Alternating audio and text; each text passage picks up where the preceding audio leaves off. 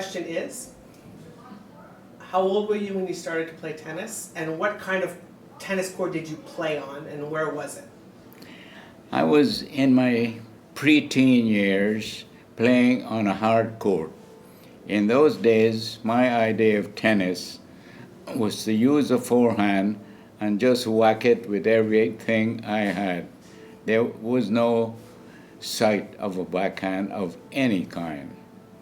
And it was a wooden racket, obviously. Naturally, eventually it ended up being mostly max plies in the wooden racket era. And natural gut, cat gut? I played with Johnson Chrome Twist. There's a story about that. In those days, I strung my rackets at about 80 pounds. They would break in the middle of the night. And the reason I did that was for the sound it generated as I hit the ball. And one competitor complained once. He says, "That's too noisy."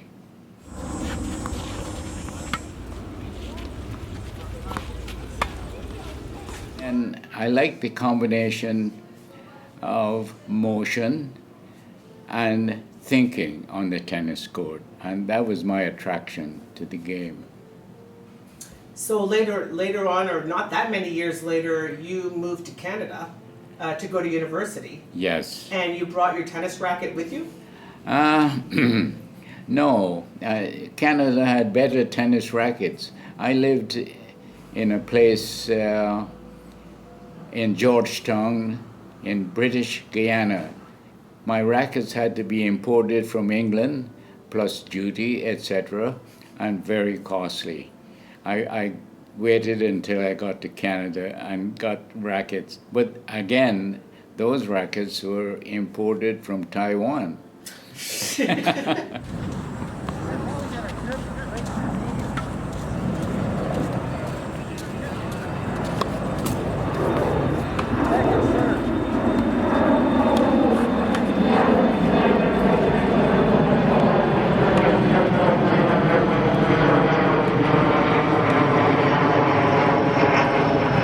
And then I heard your daughter told me that you met your wife on a tennis court. Oh, she yes. was quite forward, so tell me the story.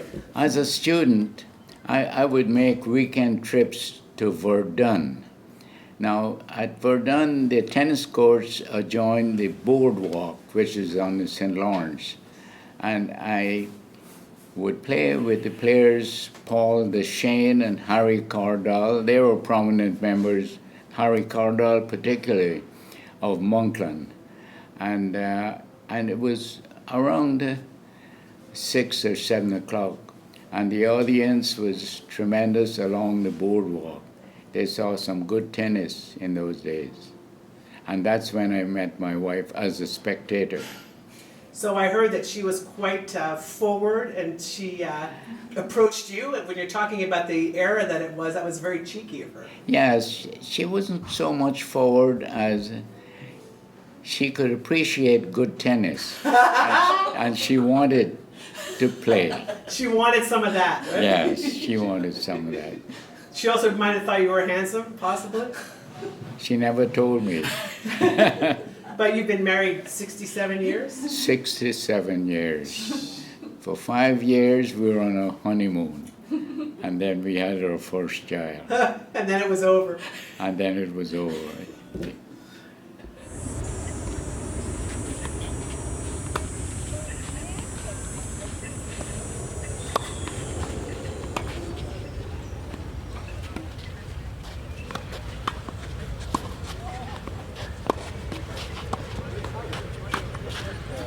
You continued to play, and you're telling me the story about taking off for some extended lunch hours, such as Montrealers were famous for at a certain period of time. So tell me about that.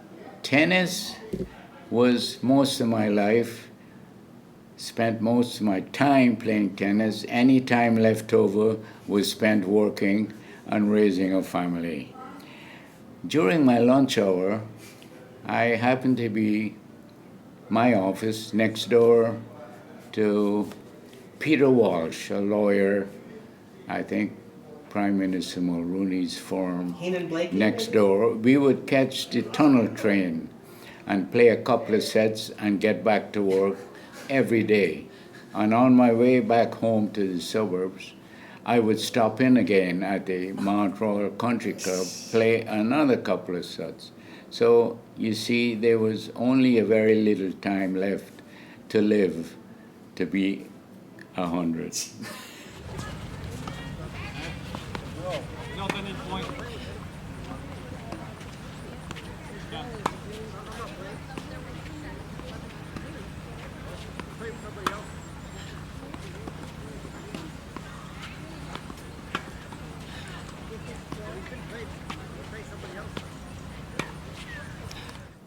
You know, how do you feel when you're out there at this age? On the tennis court, I could feel I'm weaker, of course, and the balance. But a funny thing about balance, if you move, you could stay in balance. And I find even now I could get pleasure when I'm set up, proper stance, and hit the stroke, proper preparation.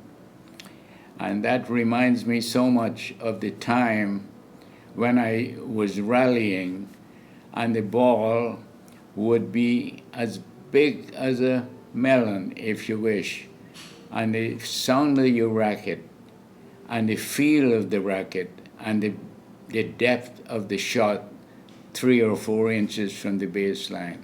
That is terrific on a freshly rolled clay court. That's tennis basically in a nutshell. You don't even, it doesn't matter the winning and the losing, is just the That's result. right. The pleasure of hitting a shot, standing correctly, and your body in the right position, and stroking it and follow through.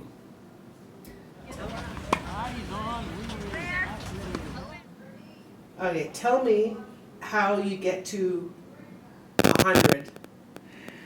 Give us the secrets, if there are any.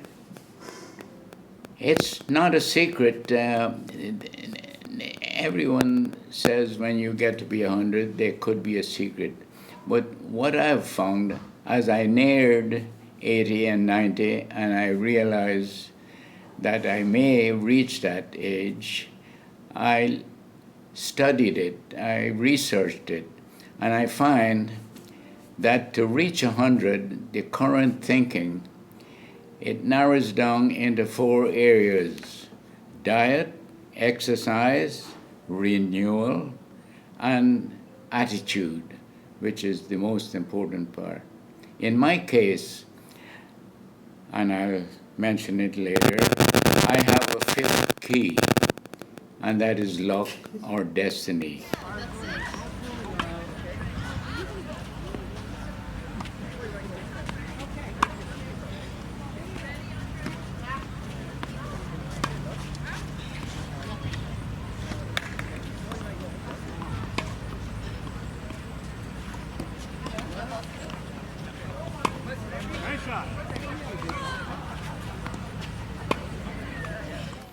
When I was playing, one of my strengths was concentration.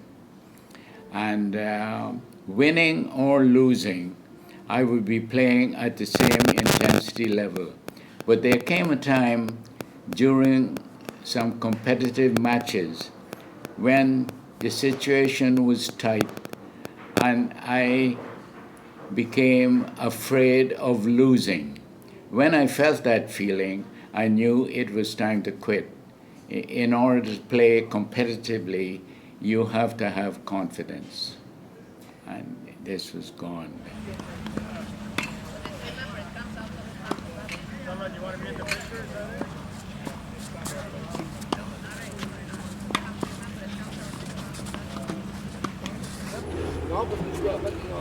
Happy time. How old are you? 9. 9. How old are you? 9. How old are you, Claude? We'll have to start counting. Well, it's perfect. It's all with the 9s, right?